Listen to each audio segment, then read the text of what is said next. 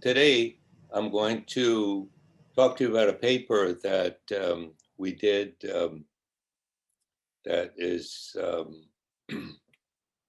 I've been waiting to send into a journal until I have your comments. So let me load up this PowerPoint, and we'll do that. Can everybody see this?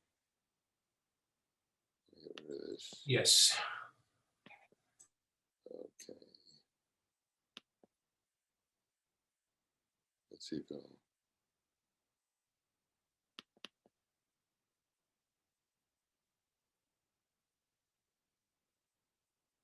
Okay. I hope. Is this working? Maybe it doesn't work this way. We can see your screen. Can you see? Well, I don't like this. Can you see this? Yep. I'll just. Oh, yes. How's that? Just try advancing a slide, Martin, to make sure it's working, and then we're good. Yeah, we'll advance. Yeah. Yeah. Okay, we're good. Okay. So what I wrote in the little abstract, if you read it, I'm going to give you a little bonus today and look at also race differences, which is an additional thing that we did, but very interesting. So here's the problem.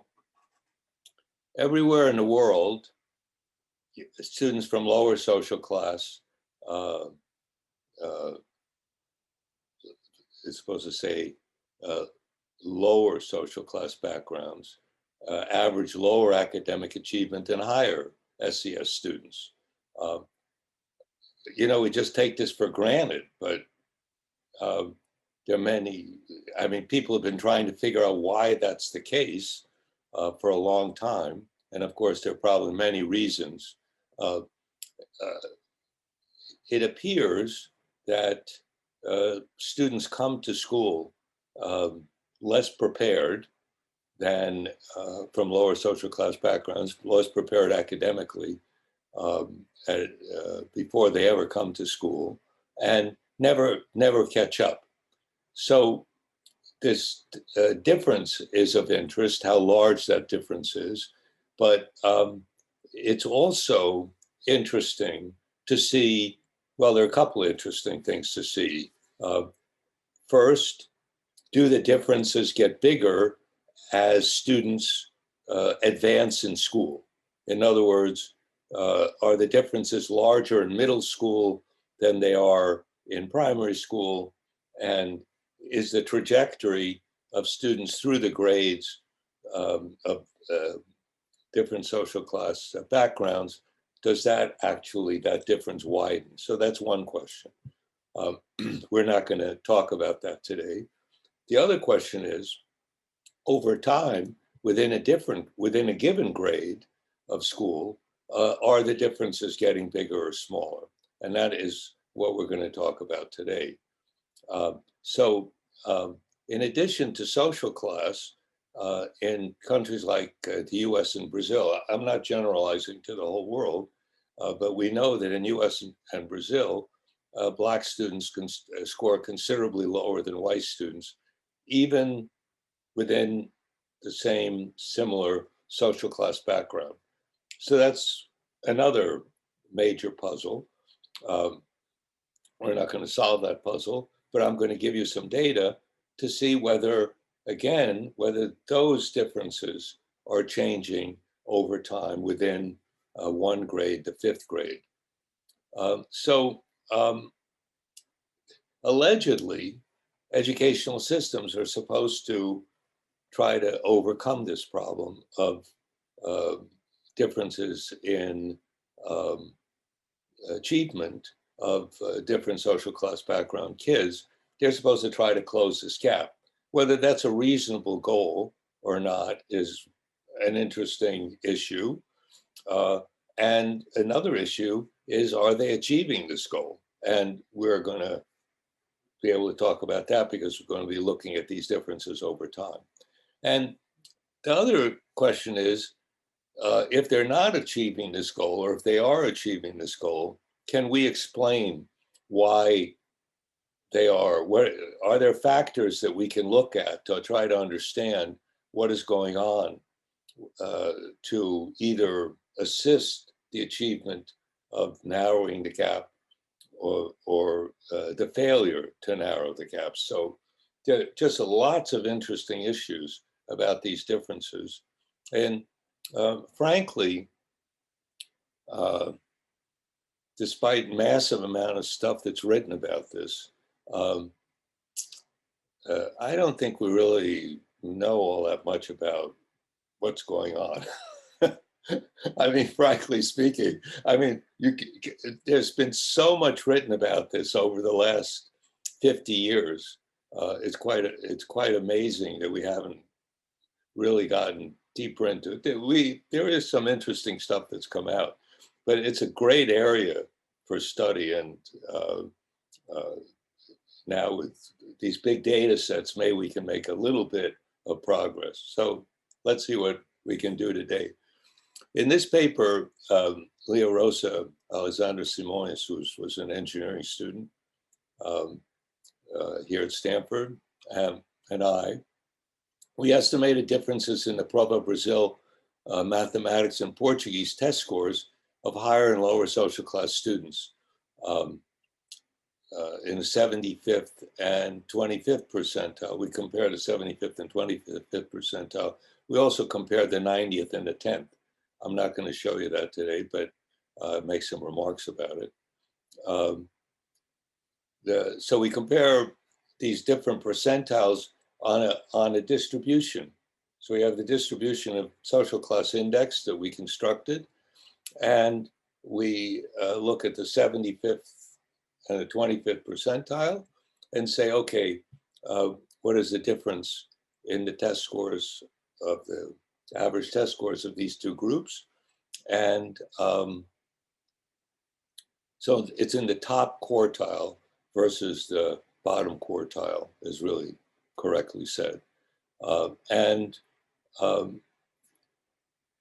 now we used one of the things that took a lot of time in this paper was to try to figure out if what would be the right social class index to use. And we tried a lot of different ones, to tell you the truth, and ultimately figured out that just an index of articles in the home actually does a very good job of distinguishing the test scores, and adding more stuff is actually doesn't help much. But I'll show you some it happens in ninth grade that there is some difference when we add more variables. The problem is in the Prova Brazil that the questionnaire asks a lot of questions about social class, but there are a lot of missing answers. So not everybody answers these questions. In the case of fifth graders, it's their parents. In the case of ninth graders, it's the students themselves. So even with articles in the home, we have to do imputation in order not to lose large amounts of observations. And we do that. And we do various imputations too, to see which ones, there are various ways you can impute data. And we ended up using the mode as our imputation. So all of this is worked out in the paper. It's quite interesting, but I'm not going to bore you with these details. So anyway, we look at fifth and ninth grade students in the period of 2007, 2017. And we also attempt to analyze some reasons why the difference changed over time. And I'm going to show you that. So in addition to that, Leo and I estimated black and white achievement scores on the SIABI test for lower, bottom quartile, and higher, top quartile SES students going to private and public schools in the period 1999 to 2017. And those results are quite interesting too. There are lots of problems with the SIABI data, but because of the way it's been done, but particularly with private school, the private school sample.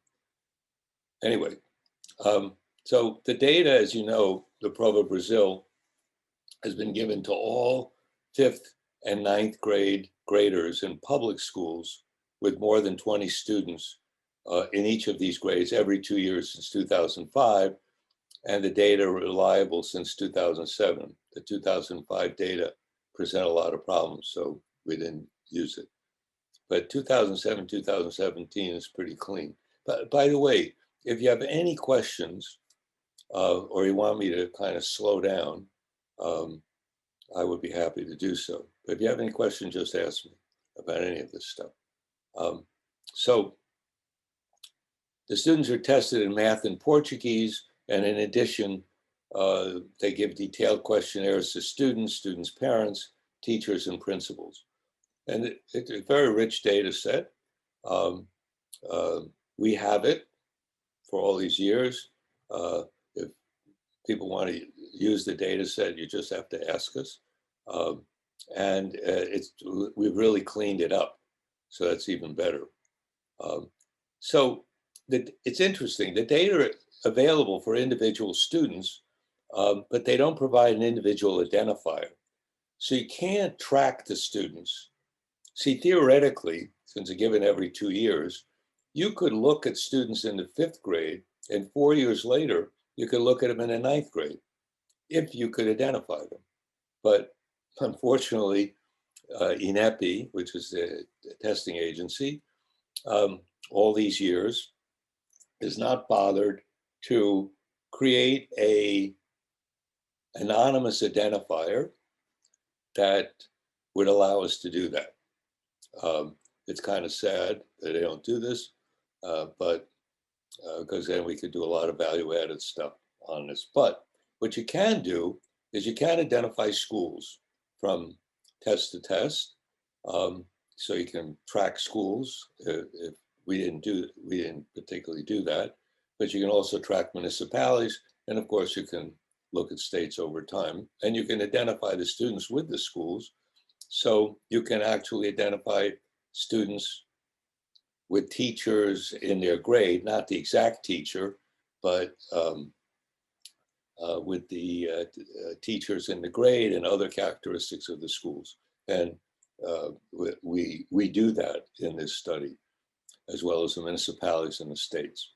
Now, the SIABI is tested samples of public and private school students beginning in 1995, but the SES variables were only consistent since 1999. And the 2007 and 2009 SIABI are not available easily. Some people have gotten them. There are some problems, I think, with the data itself, and they therefore haven't been released publicly. And beginning in 2011, the SIABI is really the Prova Brazil plus a sample of private school students. So you have this census from 2011, you have the SIABI is a census of public school students plus a sample of private school students. So the main advantage of the SIABI is, first of all, it goes back further, and it includes private school students, which when you're comparing higher SES kids, actually a lot of higher SES kids go to private schools. And so you're missing them if you just use the Prova Brazil. But it's only a sample of private school students. And I think there are issues, by the way, with that sample. We've consulted with various people, and nobody seems to know exactly what potential problems are with it. So what do we do? So in the first set of analyses, we just combined all the data from the 2007 to 2017. So we end up with about 13 million students in this.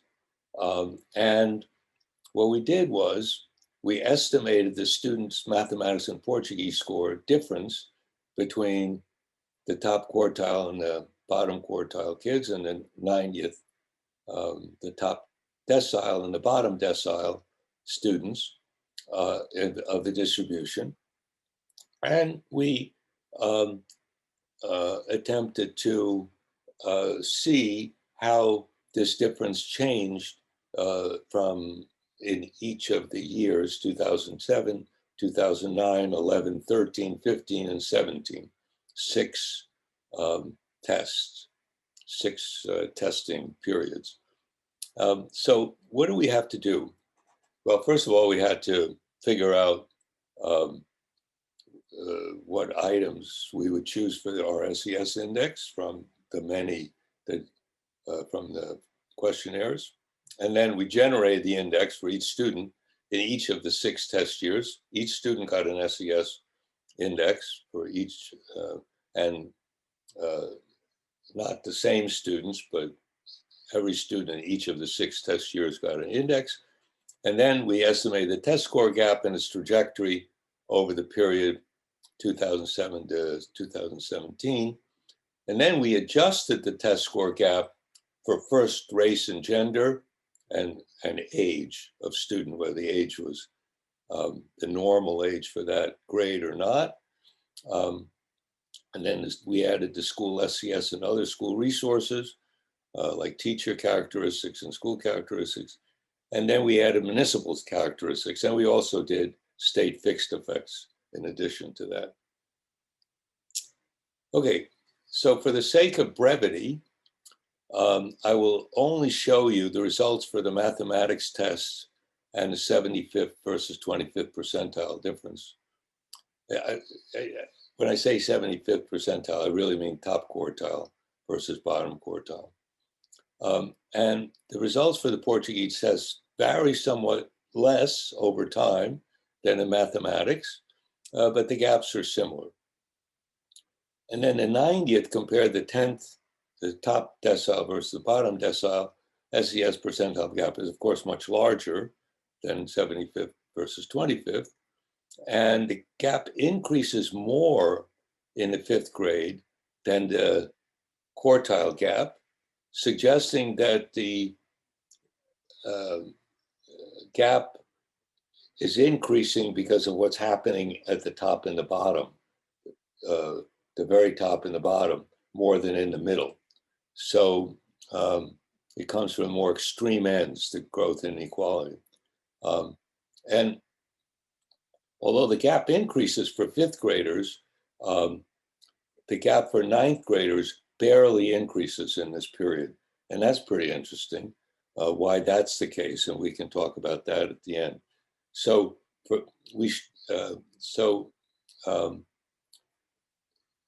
one result is that the gap for 5th graders increased for both the extreme ends and the quartiles, but not for 9th graders. So that's one very interesting result.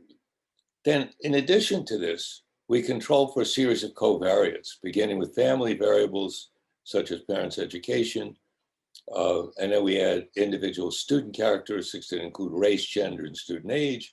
Then we add school variables and then municipal characteristics. And why do we do this? Well, we want to find out if from these, whether these variables, first of all, how they affect the gap, and secondly, how they affect it over time. And it gives us some clues about what's happening in Brazil in terms of where the gap is coming from. And if changes in these various adjustments are affecting the size of the gap. And that also tells you about some interesting aspects of what's happening in Brazil. So the first thing we learned is, of course, that each one of these adjustments reduces the size of the gap quite a bit. But they vary in their impact on how they affect changes in the gap. So adjusting for race and gender slightly augments the increase in the gap for 5th graders. So it means that the race gender composition actually got became a bigger issue in the schools in the 5th grade. And adjusting for school social class has a much bigger effect on scores in 2007 than it did in 2017. And therefore, that suggests that public school segregation may have actually decreased. In other words, the differences between schools may have actually decreased during this time.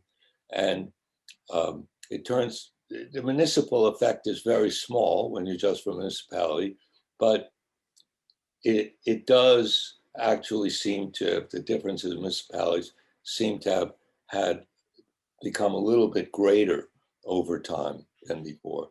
Sorry, Martin. Yeah, go ahead, David. Yeah, I'm still not entirely clear about when you say adjusting for race and gender slightly augments the increase in the gap. Can you just go back over that? Repeat the question. I didn't. I'm sorry. Adjusting for race and gender slightly augments the increase in the gap for 5th graders. Can you just go back over that? I wasn't entirely clear about. Well, in other words, race and gender, when you adjust for race and gender, it has a bigger effect in 2017 than it did in 2007. Okay, so, this is over time then. Yeah, so I'm just saying, looking just to try to explain it, let's just look at the endpoints. In 2007, if you adjust for race and gender, you get a smaller impact on the scores than you do in 2017, which means that race-gender differences actually have become more important in 2017 than they were in 2007. Okay. When you adjust for school variables, exactly the opposite happens, that it has a bigger impact on, the adjustment has a bigger impact on scores. I'll show you the graphs, you can see it. Has a bigger impact on the scores early than it does later on, which means that inter-school differences have become less important by 2017 than they were in 2007. And race and gender is exactly the opposite. Okay, thank you. Yeah. A follow-up question, Martin. I could understand how race might operate that way in terms of the relationship between race and class, but how do you interpret the fact that gender works similarly? Well, this is mathematics. So gender has an effect on the mathematics scores. So what this is, we don't know. Unfortunately, the way we did it, we threw in race and gender together. So together. It might be all race. It might be all race. I don't know. There's also the age variables in there too. So all right. I think it's mostly race. I think it's mostly race. All right, let's take a look at some of these graphs. So the scale on the y-axis is the difference in standard deviations between the top quartile versus the bottom quartile. Okay, so what you can see, this is 5th grade. So you can see that there was a half a standard deviation in 2007. The blue line is just SES measured by articles in the home. That's it. Okay, so that blue line and red line are almost the same. The red line, we added like parents' education and a couple other variables, you know, number of siblings in the home, it's a number of siblings, things like that. That almost doesn't change. So for 5th graders, our articles in the home pretty much captures the social class thing. There's no difference. So you can see that it rises from about a half a standard deviation difference to about 0.85 standard deviations difference by 2013. It's pretty big between it's a very big gap between the bottom and top quartile. Then it drops back to about 0.7 by 2017. Now, if you add the individual characteristics, that's this, I guess Martin? it's greenish blue line. Martin, Yeah. sorry, before you jump to that, I'm wondering if you could clarify for me the articles in the home. This is like your standard durable goods measure using several of these items, correct? Or is this a particular one of Yeah, those it's items? done. We did it with a factor analysis. Okay. So we got the weights from a factor analysis. Are you accounting for like? Do you see any kind of changes in reliability? Again? Do you observe any indication that the reliability of this measure might be different over time or across grades? No, I think it's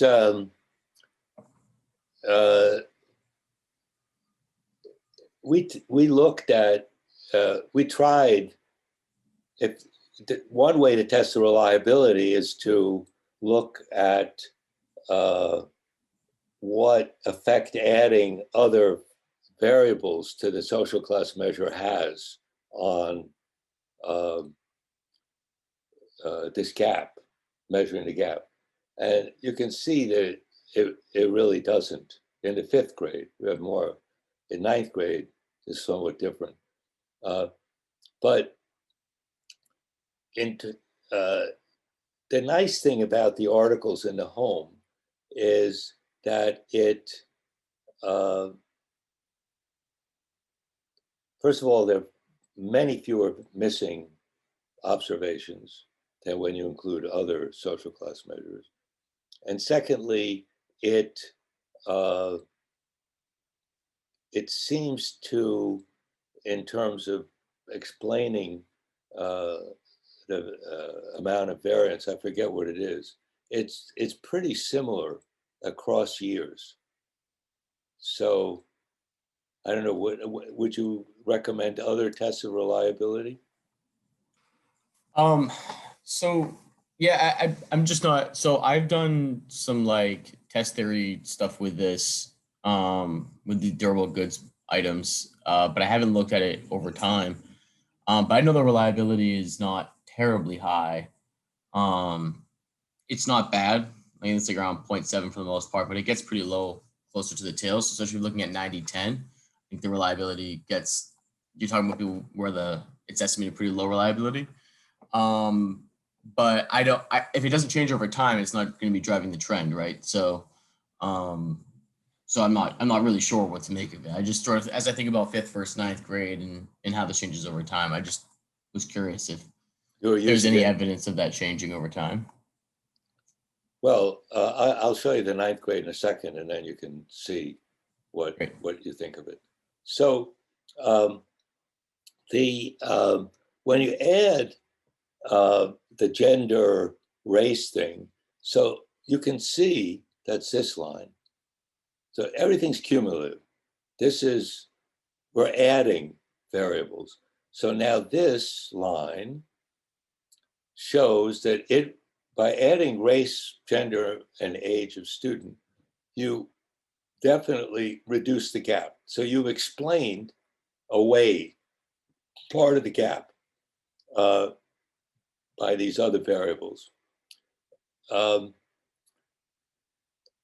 You got to remember that in math in Brazil, the girls score lower on the math test. So that explains part of this difference. Race explains part of this difference.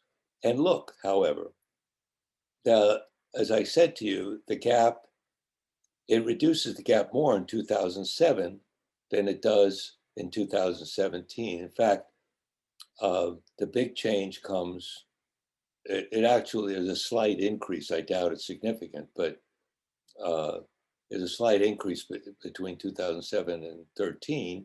And then the gap gets smaller.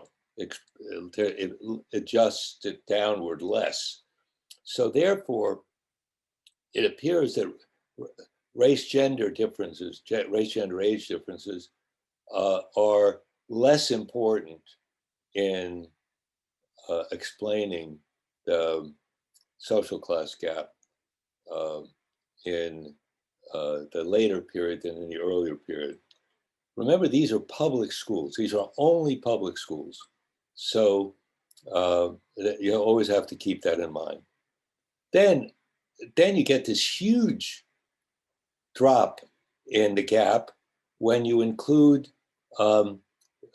this black line, which is school variables. And most of that, to tell you the truth, because we did it in stages, is the social class, average social class of the school. Okay, we added other school variables, but they don't have much effect in addition to average social class school. That means, of course, that teacher variables and other school resources are highly correlated with social class of school. But the fact that the social class of the school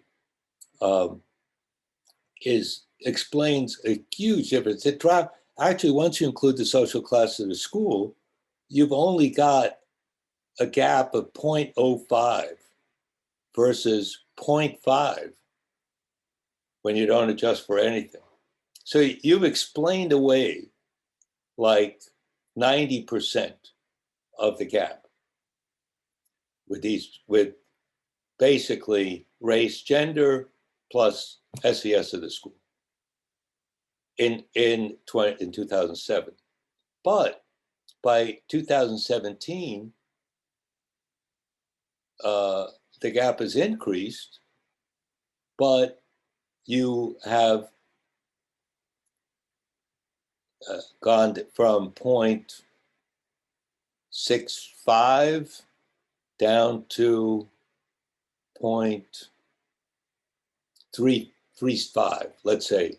So you're now explaining a smaller percentage by these adjustments. Well, I guess you go from 0.7 down to 0.35. So you explain 0.5%. Instead of 90%, you're only paying half. So that suggests, particularly in this case, that the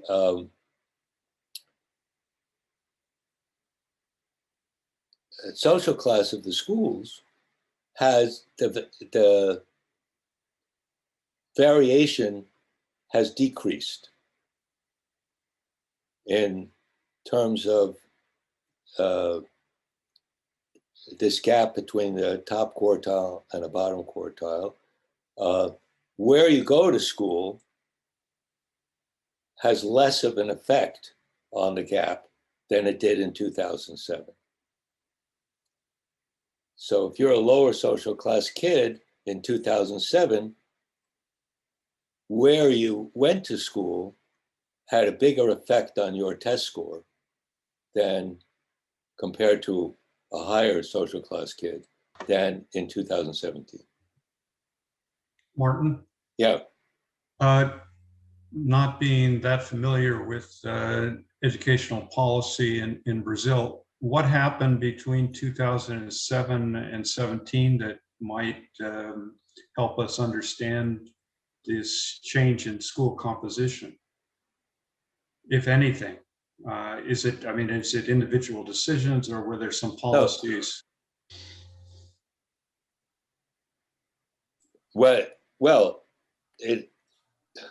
This is what's interesting is that although school composition changed in favor of reducing the explanation of the gap still was higher than in 2005. So the gap increased, but the part that you can explain by differences between schools decreased. That's the point. And so more of the gap is explained by differences within schools. Okay. Now, did social class segregation decline, particularly between I would say, between probably 20, well, it's hard to say, 2009, it's possible that that that kids were more evenly spread out through the schools of different social classes. In other words, they weren't quite as segregated as in 2007. I don't know what the policy was that would have done that. I mean, it could even be that there was a move toward private schools among the higher class. That's possible. which would reduce the segregation, if you will, in public schools. But anyway, okay. It could be an explanation. We can check it easily. What the percentage of kids going to private schools is. Okay. Okay. Now here's the 9th grade. So in the 9th grade, first of all, the gap, when you don't adjust for anything, did not increase. Okay, it actually declined and then rose again between 2015 and 2017. However, there are two things to point out. Number one, when you add additional family characteristics, unlike 5th grade, this actually has a somewhat bigger effect here. Okay, it actually does affect it. And this is race gender, quite a big effect, but it's slight decline in its impact. When you add school effects, again, it drops it down to 0.1. And again, like before, the segregation between schools, across schools, seems to have decreased somewhat. Okay? And when you've added all this in, you actually do get somewhat about a 0.1 standard deviation increase in the gap overall, when you include all the things. But this is the adjusted gap. You can say, in essence, that the 9th grade gap did not increase very much, if at all, and the 5th grade gap did. That's by quite a lot. So that's a big mystery why that's the case. So I'll talk about it a little bit at the end. Now, let's turn to the... Martin, sorry to interrupt. One question. So if we looked at 5th graders and 9th graders during this period, would almost all, or what percentage of 5th graders would still be in the system, in the public school system, which raises questions about going to private schools in the 9th grade? I mean, is there much movement generally of students out of the system or into the private system? Well, one possible explanation for the 9th grade, first of all, there's dropout between 5th and 9th grade. That's what I assumed, yeah. It's universal that kids get to 5th grade. There's some repetition, but it's pretty universal, even in 2007. But in between 2007 and 2017, there was increasing percentage of kids finishing 9th grade. That's number one. So there's more lower social class kids actually getting to 9th grade compared to higher social class kids. That's one thing.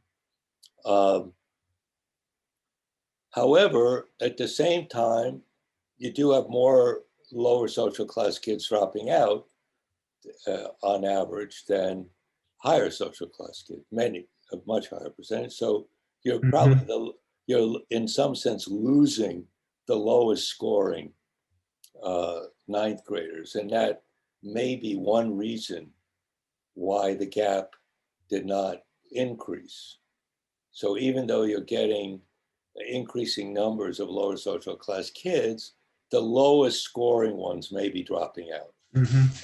So the gap compared to the higher social class kids. So that's one possible explanation for the gap not increasing, because you're losing the bottom. Okay. Okay, so let me just quickly get to the issue of race. So that's not part of our main paper, but it's worth discussing because we did note that race and gender to explain part of the SES achievement gap, although not much of the change in the gap over time. So if we look at the fifth grade SES quartile, so we look at quartile 1 and quartile 4 math scores, this SES quartile. So we're looking within the 25th percentile, the bottom quartile, and the top quartile. And we're saying, okay, we're going to divide kids up into private schools and public schools and white and black. So there's some interesting results here. So this is quartile 1. This is the bottom quartile. And I don't know how easy it is to read this gap, but this is not a difference. This is the actual relative where they are on the distribution of achievement score, standard deviation. Okay, so these are public school black students, the blue line, going from 1999 to 2017. And so you can see the scores went up for everybody, just like the scores went up for everybody. And they started very low, they dropped, and then they started to go up, and they actually increased by about a standard deviation between 1999 and 2017, which is a big increase in 18 years. They increased their test scores by 1 standard deviation. Then the white students are the red line, public school white students. And for the most part, the gap didn't increase. So this is lower quartile, white and black students in public schools. Gap does not increase.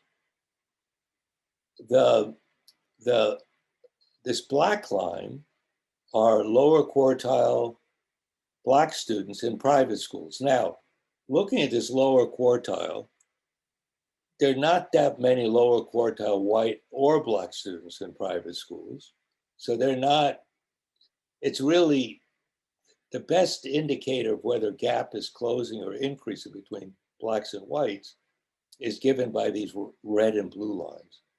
Because most lower quartile kids, white and black, are in public schools, not a very high percentage. So what happened between the black and green lines, particularly the black line, it's all over the place. Can't tell much, but it doesn't look like, if it increased a little bit in a private school. The main thing is that it doesn't look like at the lower quartile there was much change, and it might have increased a bit, but probably not statistically significant. Now, let's look at the higher quartile. So in the higher quartile, there might be quite a few black students in the higher quartile still in public school. What's interesting about this, if you forget this, I consider this 1999 point as not reliable. It's a very weird point. Okay, so let's go between about a 0.2 up to a 0.6. Hardly any increase in the test scores. Okay, same for, by the way, upper quartile white students, 1.5 up to, well, this actually went up quite a bit, 2.2 1.5, 2.3, yeah, point, 0.8 standard deviation. No, this is quite a big increase. No, Martin, I think that's 0.3, not 0.8. What? I think that's, oh, you're right, it is point, okay, no, it is. It's about 0.8. It's about Yeah, 0.8. that's- Yeah. And for black students in private, upper quartile black students in private schools, it went to from 0.5 up to 1.6. Again, uh, even larger increase in test scores and standard deviations, over standard deviation increase. So, and by the way, upper quartile white students also went up quite a bit, okay? So this is an interesting fact that this did not go up very much compared to other groups.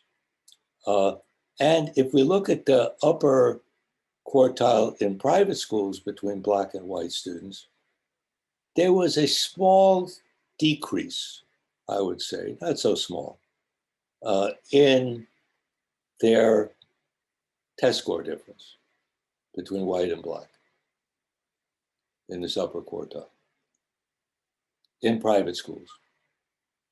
And it looks like in public schools for the upper quartile, although we wouldn't expect, I don't know who these white students are who are still in public schools in the upper quartile, but for the sake of argument, this gap increased. So I would say it's a mixed results in terms of whether the gap is increasing for whites versus blacks versus whites. There's some indication that it's smaller for those kids in private schools, some indication it's larger in this quartile, and about the same for the lowest quartile in public schools. It looks like it's hard to say anything about this lowest quartile in private schools, particularly for black students. So there's not a unidirectional signal about what's happening. So let me finish up here and some reflections.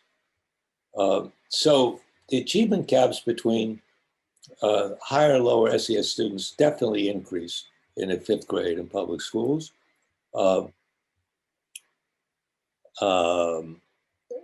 In 9th grade, this was much less the case. It also appears that social class and resource differences in public schools, the average social class became somewhat more equal in 2007 to 17, especially in 5th grade. But also in the 9th grade, but it's particularly notable in the 5th grade. Municipal and state differences were relatively neutral in the way they affected achievement gaps over time. I didn't talk about that very much, but it didn't appear that changes in municipal characteristics had much effect on what happened to the test scores gap. We still don't know why the 5th grade gap increased and the 9th grade gap didn't increase. It's also clear that racial achievement gaps within SES group are large, even controlling for the type of school attended, in the order of 0.3 to 0.5 SD. And why is that the case? So even within social class, you have racial gaps, and even controlling for the type of school they go to. So it's really nothing to do with the school. There is an issue with the social class, because if you're looking at the top quartile versus the bottom quartile, it may very well be that the whites are near the top of the top quartile, and the blacks could be near the bottom of the top quartile, and the same thing true in the bottom quartile. So you're not picking up the entire SES difference. I mean, you may not be correcting entirely for SES differences in these gaps. It would be better to do the 90th versus the 10th, where you have much narrower thing. So anyway, that's my, and I'd be happy to take any questions about this. Martin, would you be willing to go back to the trend plot? There's a couple slides back. Sure. You So want this stuff? yeah. So this and the one before, actually maybe the one before this. Okay.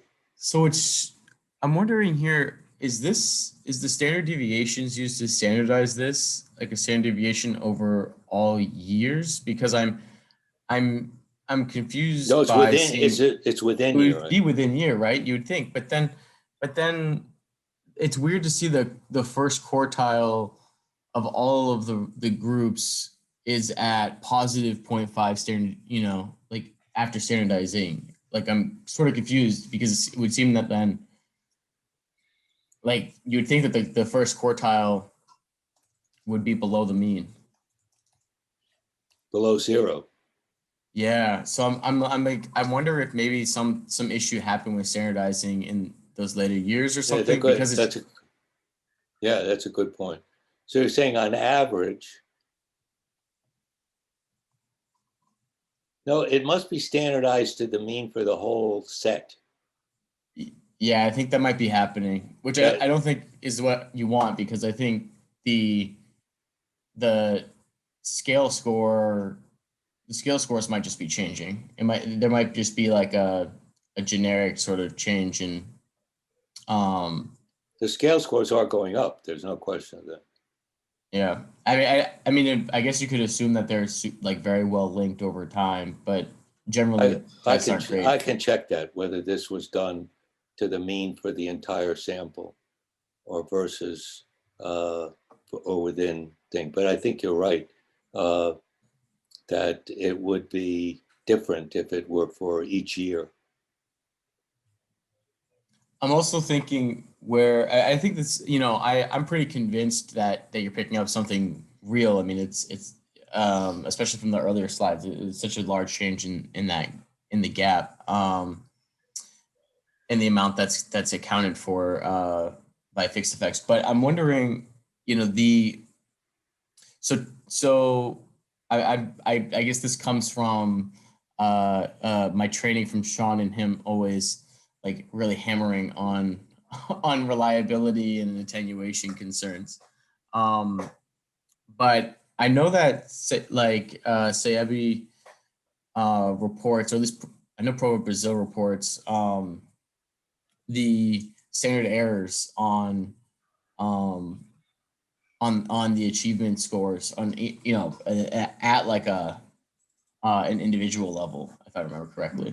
And so I wonder if there's some then you can get a sense of sort of how much measurement error is in, because once you're standardizing the achievement scores, you're going to have attenuation bias, and you could potentially have differential attenuation bias if those test scores have different amounts of precision over time, and particularly if they have different amounts of precision at different parts of the distribution. So there's some funky things I think can happen, especially when we're talking about, probably very different parts of the distribution when we're looking at these gaps.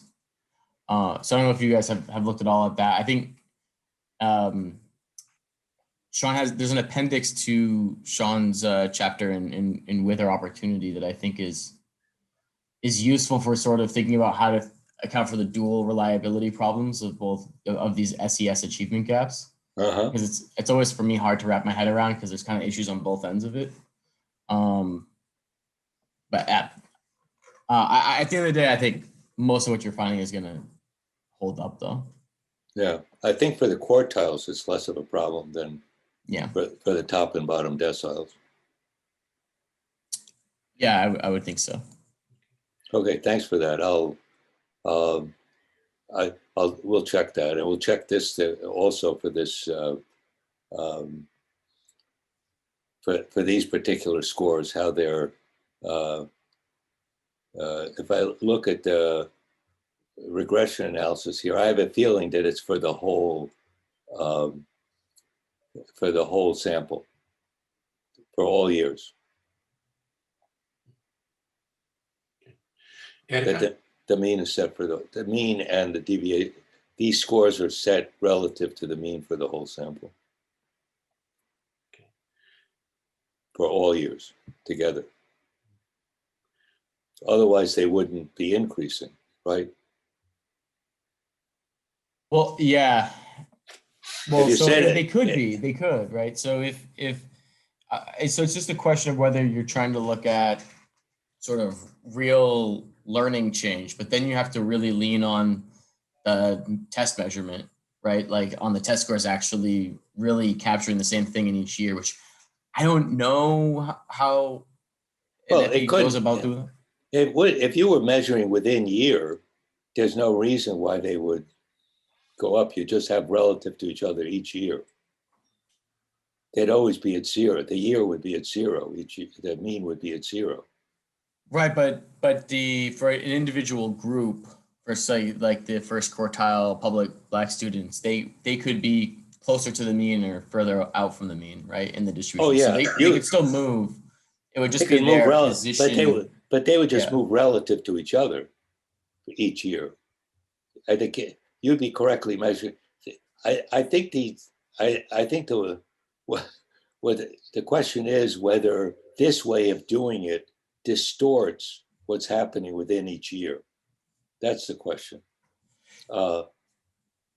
Right. Yeah. So it's sort of whether or not you're trying to capture learning gains over time versus trying to capture change in positional inequality, right? Like change. That's right. Yeah. So then the question is whether by doing everything relative to the mean for all years together, whether you're distorting the differences within each year. That's the question. Right. And it's also because the standard deviation is changing year to year. And some of that's a test artifact. Yeah, that's what I'm saying. Right. But that's exactly what that would distort the that would be the bigger issue. Right. Yeah. All right. Well, that's easy enough to check. Good. Okay. Right. Erica Castillo has the next question. Okay. Okay. Thank you. I was wondering when you said about the municipality effects, you said that there is no effect, and the effect of the SES from schools, they do not differ between municipalities. I don't know if you consider it as a fixed effect or the random effect, like the interaction between the effect in one municipality of the SES is different in another municipality. Erica, it's quite right what you're saying, that first we corrected for the SES of the school and the resources in the school. Okay, then we added municipal characteristics and policies,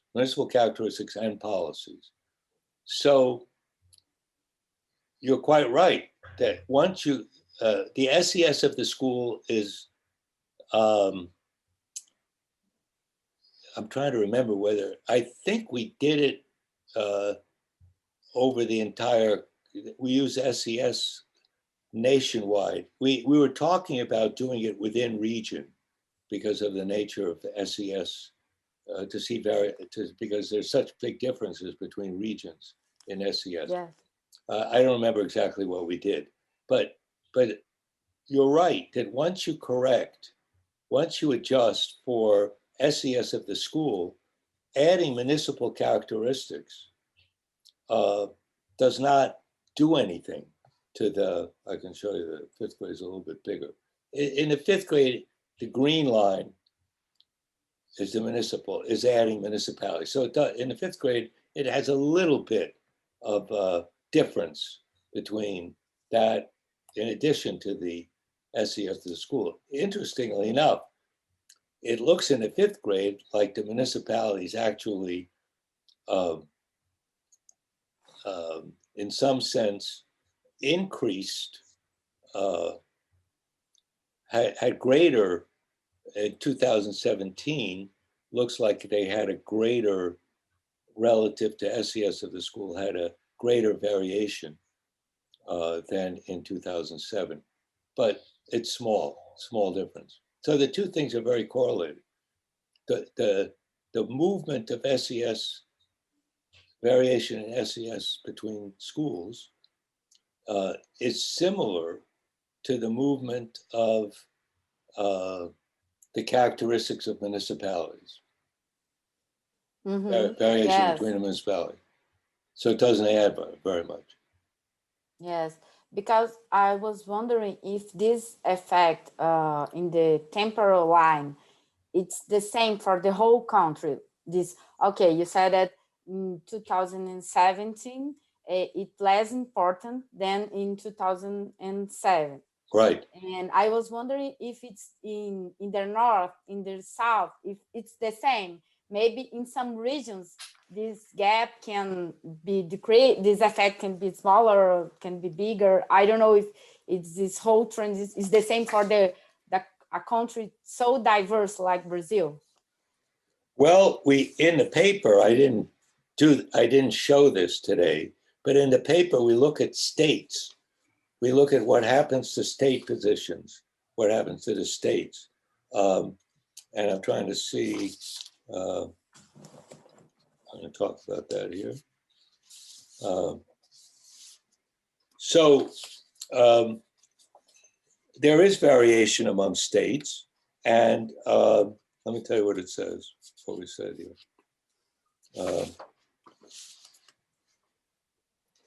Improvements in learning, they were more concentrated. The improvements in learning outcomes were more concentrated in already economically advantaged students rather than the disadvantaged. So an example is the state of Ceará. It stands out for improving student performance on a SEAB in this period more than other regions. But as was the case more generally in Brazil, it did so at the expense of an increase in student performance inequality. In other words, they increased their test scores, but they also increased inequality among in the fifth grade, and Amazonas of all states had the greatest increase in social class achievement gap.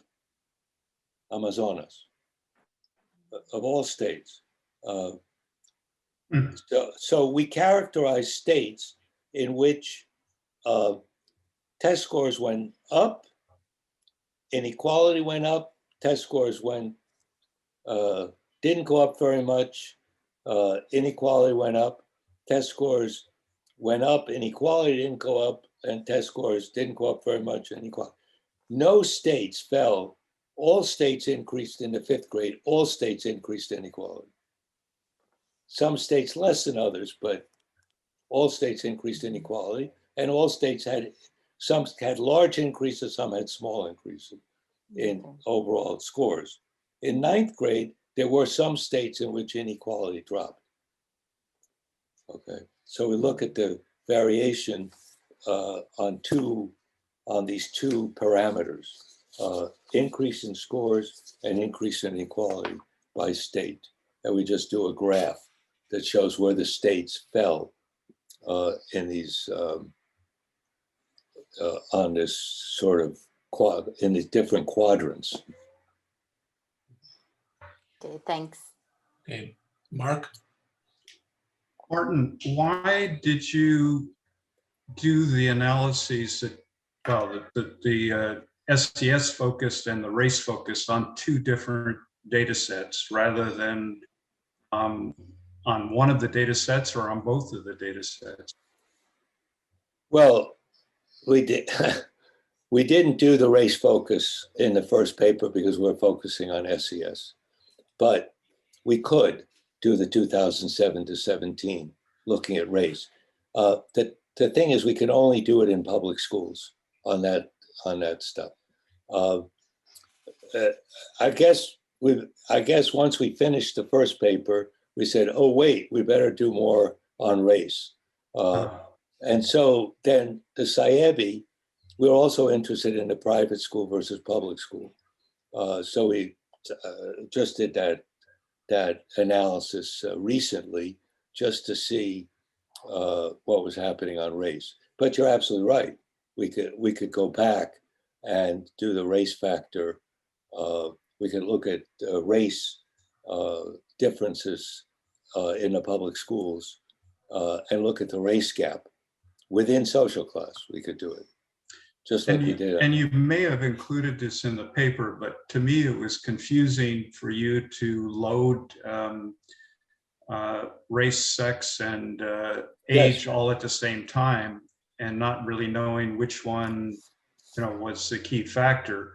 I mean, the comparison between the two studies would be useful to be able to see what race, if it was only race, that would be quite.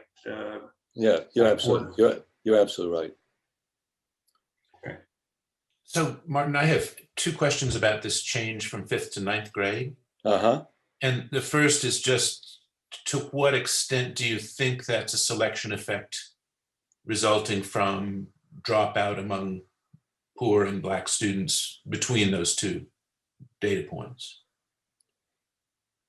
Well, the real question is, in this case, whether low scoring students are the lowest scoring students are dropping out among the in the lowest quartile. If the lowest scoring students are the ones that are dropping out in the lowest quartile, it would tend to attenuate the gap. Okay. If it could very well be that the gap didn't increase very much in the 9th grade because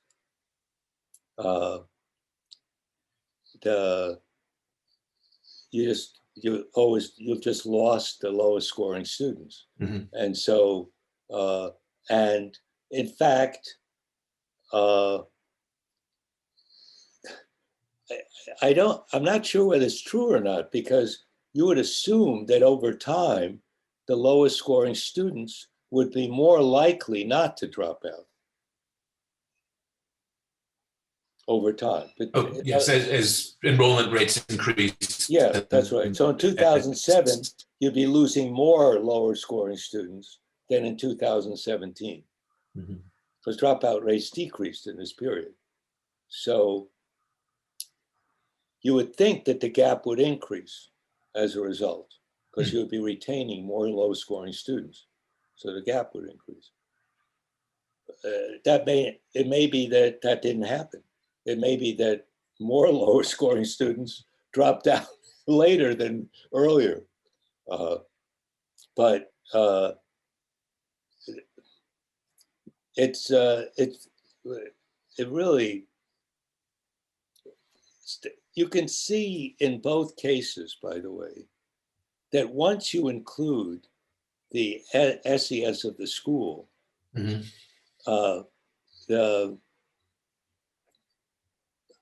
the gap actually,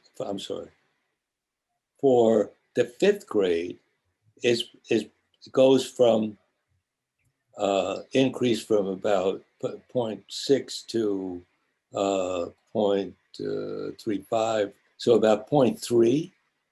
And in the 9th grade, it increases about 0.13.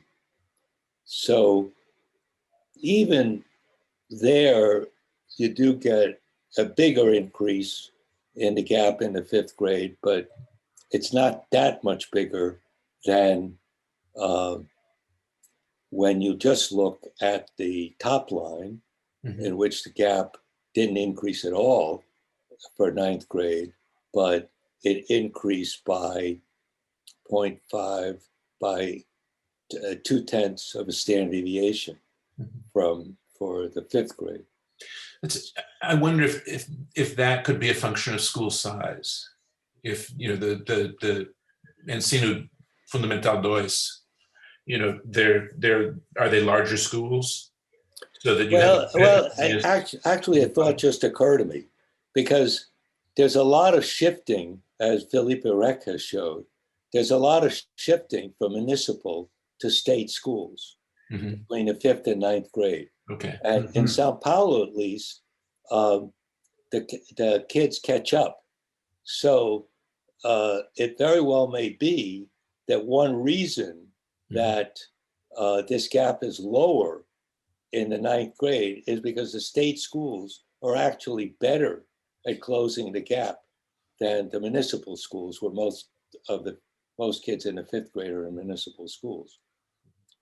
So that may explain it.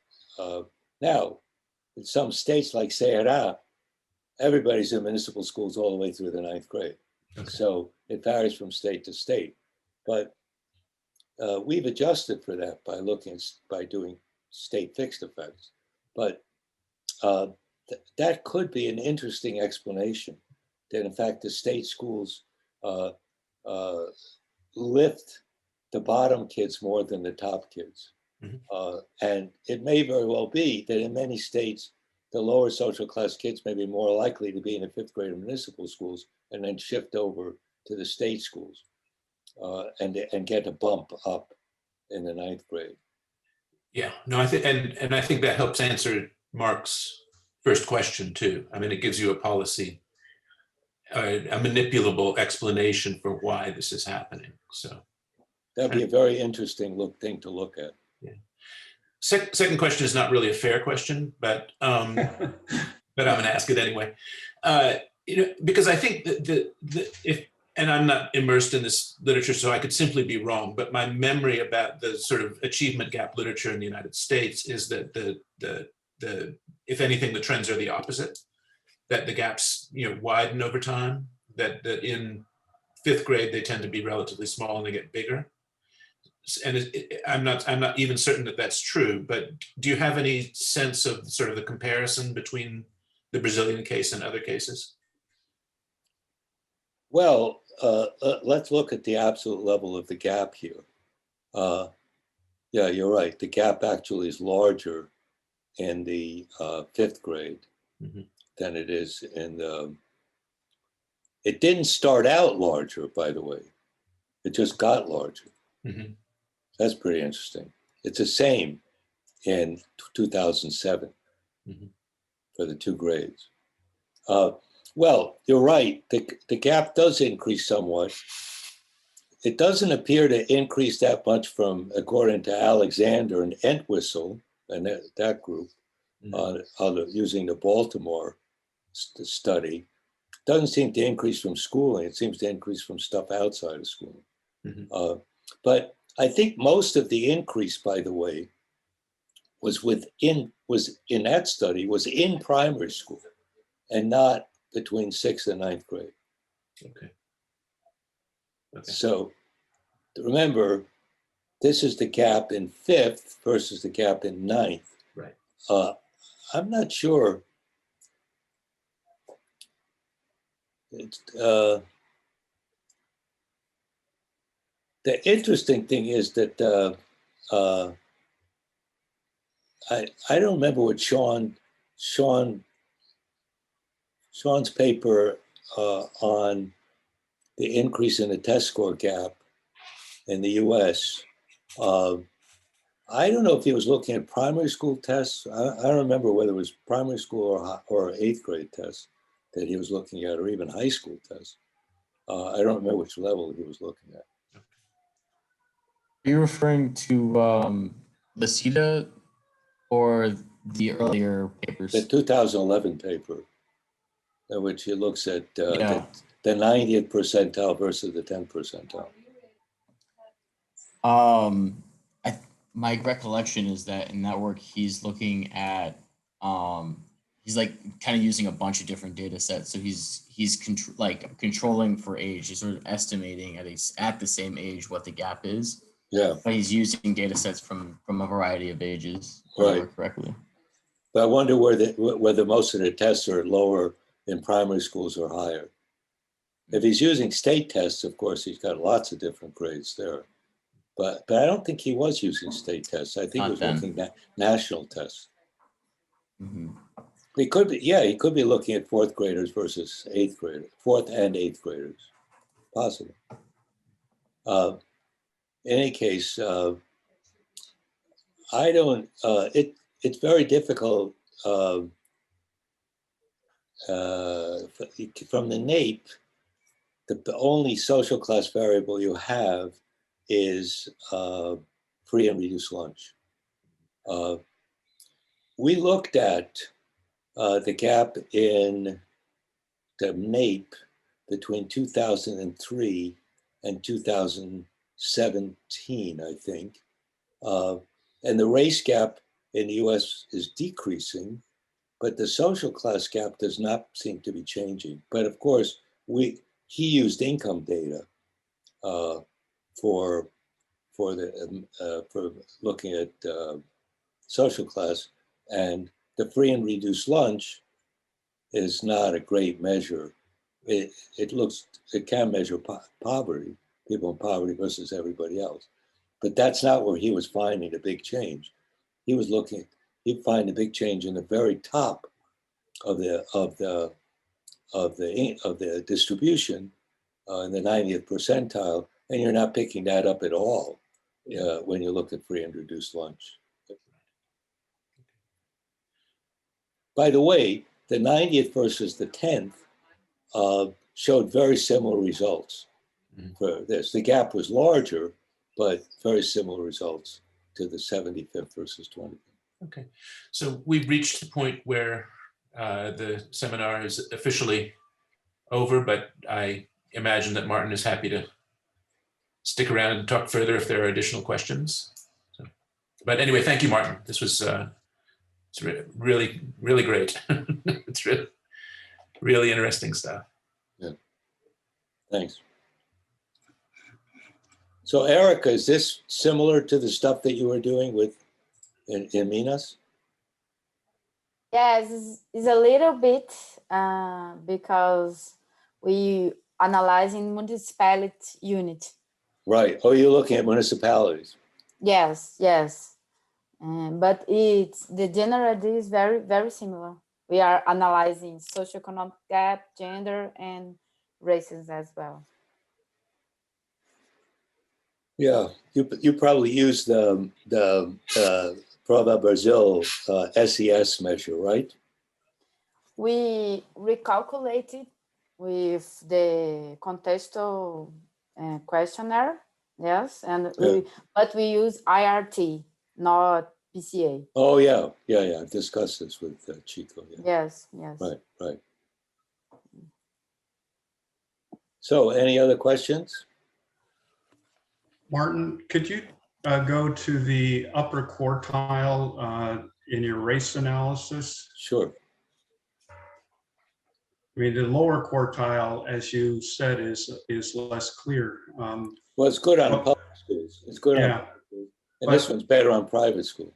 But what jumped out at me here is addressing the question of public versus private school performance. Yeah.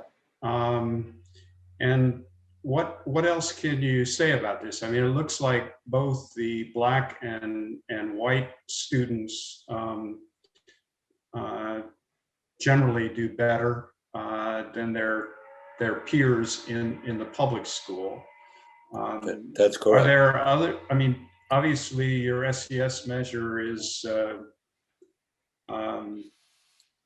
as you mentioned, somewhat different within the racial groups, and but what would you say is likely going on here? The SES measure is the same. Oh, it might be that they're at that the Blacks are more. Their distribution is different. Yeah, there might be near the bottom of the quartile versus the top of the quartile, right? Well, one thing that's interesting I didn't mention is that if you look at the red line, which is public school whites, and the green line, which is private school whites, that gap closed. quite a bit. It went from 1 standard deviation to let's see,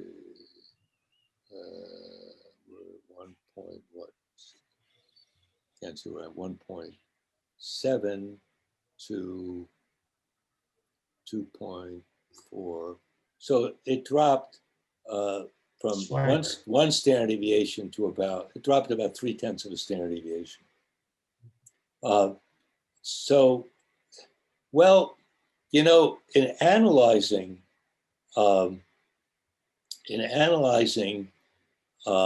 these are the individual SES, right? So this is the upper quartile based on individual SES. So if you adjust these differences here between private whites in the upper quartile going to private and public schools, for example, just that, and you see that there is 0.7 of a standard deviation difference in their test scores in 2017, right? Okay, now, if you look at the SES of the schools that they go to, okay, even if these are individual upper quartile students, you'll see differences in the SES of the schools, okay?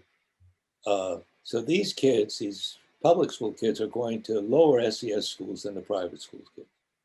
Now, if you adjust for that so-called peer effect, which may include all kinds of other stuff that's being done in the school, you eliminate about half of this difference, okay?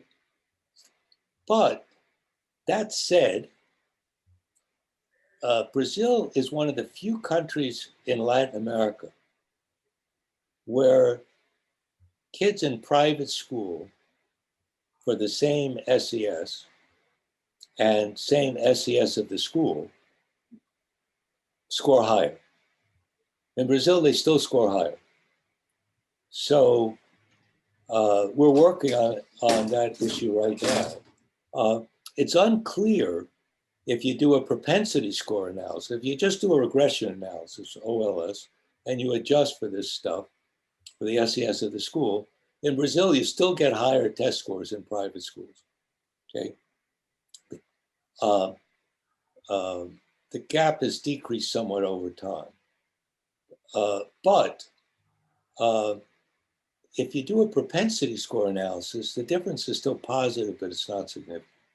In other words, if you really look at kids that are similar on a bunch of other characteristics, then you eliminate even more of it. It's still positive, it's not significant.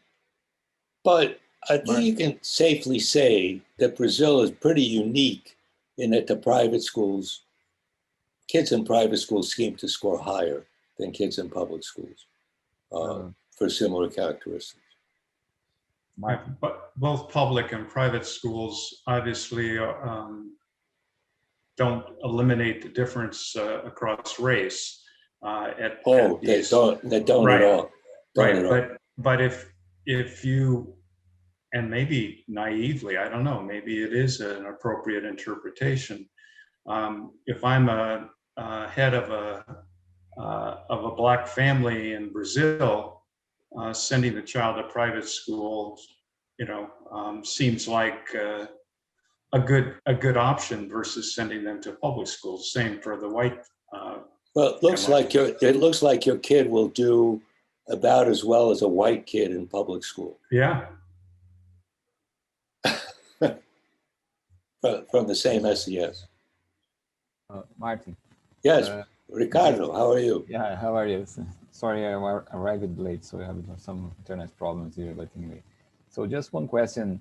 I was thinking if, for instance, the public and private and also black and white would be also proxy for social motion. So for the SES, that's another proxy of SES. And maybe you're capturing another dimension of SES with this kind of, for instance, public and private, it means like resources that they can go, and of course, black and white. So it's an indirect measure of other things that is related to resources that they receive, and then we get these results because this is kind of it's also slicing based on SES of this. I don't know if you have any idea on that or. Well, but we're using articles in the home as our measure, not parents' education. Okay. We're using articles in the home. So we should be picking up sort of, capacity to pay. But you're right. For one thing, these kids, these Black kids, may be coming from a lower SES within the upper quartile than the white kids. That's perfectly possible. So part of this difference could be still an SES difference. Right there. The thing is, what we are measuring with these possession items, right? But all these variables can be like, The upper quartile goes from the 75th percentile to the 100th percentile. So the white kids might be in the top 10%, and the Black kids could be still in the more closer to the bottom. I mean, it's not, the white kids are going to be, since they're a very high percentage of all the kids in the upper quartile, they're probably at the 87th percentile. The Black kids might be lower. They might be at the 80th percentile on average, maybe a little bit lower. So you're picking up some social class differences. I think a big part of this is that even the Black kids are not going to the same private schools as the white kids. Okay. And that's picked up by the SES of the schools. So the Black kids are likely to be going to lower SES private schools than the white kids. And so if you control for that. That's still, I'm thinking, first, even if you get the same like SES score on this questionnaire, maybe they are still different, very different in that you are not capturing. I don't think they're very different, but they could be still different. Anyway, so you can look at the same thing in the lowest quartile, and you can see that